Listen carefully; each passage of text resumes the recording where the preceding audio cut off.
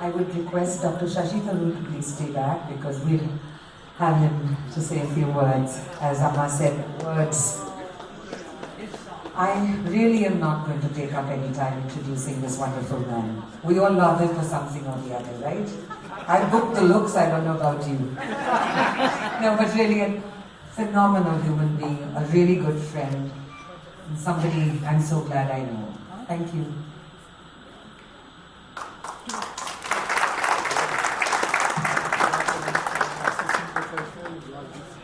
Well, Usha is an extremely hard act to follow, and I'm not even going to try. I was just recalling that I first heard her at Trinkas in Calcutta in 1970, and she said, no, 1969, and she was right. I was in class 9 and gone with a bunch of school friends and neighbors from the complex we lived in Calcutta. I was blown away by this astonishing singer who was the buzz of Calcutta. And she's gone on for 54 years now to achieve so much and to gladden so many hearts, and she's done so again today. Thank you, Usha. It really meant a lot. I did have Usha come out to the United Nations when I was there. And believe me, not only can she sing in multiple languages, but she can move people and hearts in multiple languages. Wonderful.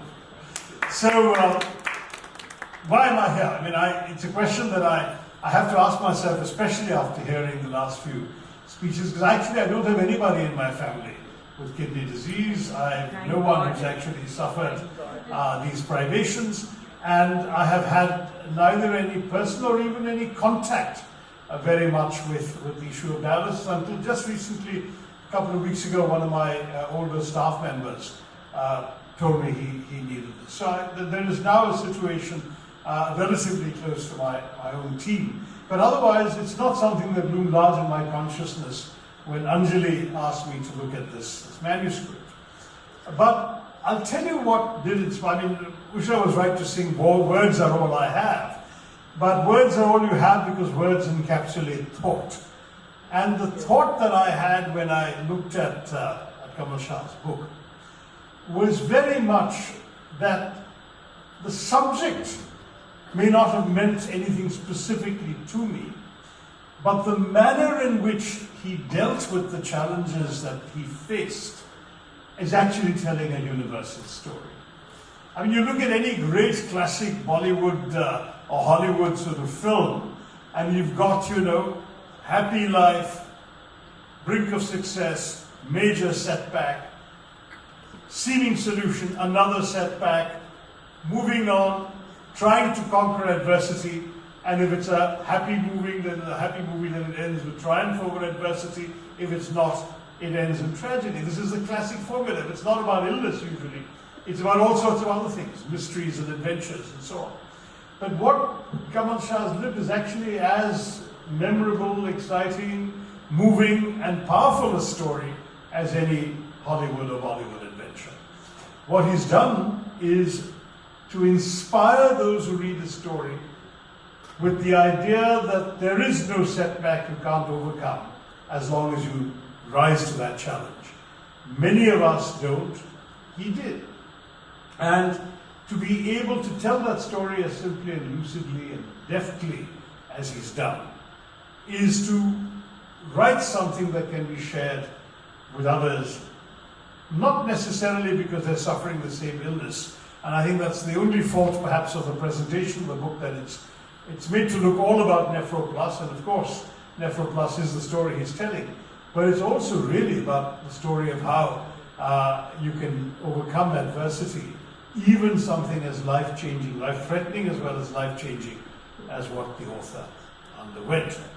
And that was what I thought was the extraordinary message of this. And linked to that is the fact that this is somebody who didn't just rise above adversity and conquer it, somebody who in the process actually created a world-class company, which is now India's largest, I think, and certainly best capitalized, as well as created a network which will hopefully convey positive messages to many over the years. And what I think, we always believe that institution builders matter far more than individual achievers.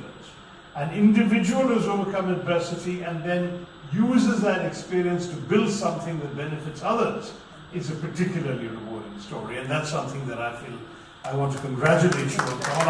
I'm meeting the Shah family for the first time. I didn't know them before. There's no prior connection. But to be able to be part of this memorable, they made all the more memorable by the color and music that Usha has brought to it, is to also face up to the fact that people suffer all sorts of things, and very few actually not just overcome what they're facing, but use that not as a prison or a straitjacket, but as a trampoline or a springboard to leap up and achieve something that the people who've never been challenged might have found difficult to accomplish. So there is something that's a story for the ages. Let me congratulate Kamal on his silver lining. Let me congratulate him on having reminded people of the silver linings that should exist in all their lives. People do suffer adversity, people do suffer setbacks. Very few of them remind themselves, tell themselves that you can, if you search hard enough, find that silver lining and build on it. So your story inspires, I hope, many others to do so. I wish you, of course, all the best of continued success and good health. But equally, I wish all the readers that they would derive the right lessons from this experience and use this book as something that will inspire them to move on and succeed in their lives as well. Thank you very much, and I'm very proud to launch the book and to wish it all success. I'm very proud to launch the book and wish it all success. Thank you again, Kamal, for sharing your experience with the world. Thank you. Never. Never. Never.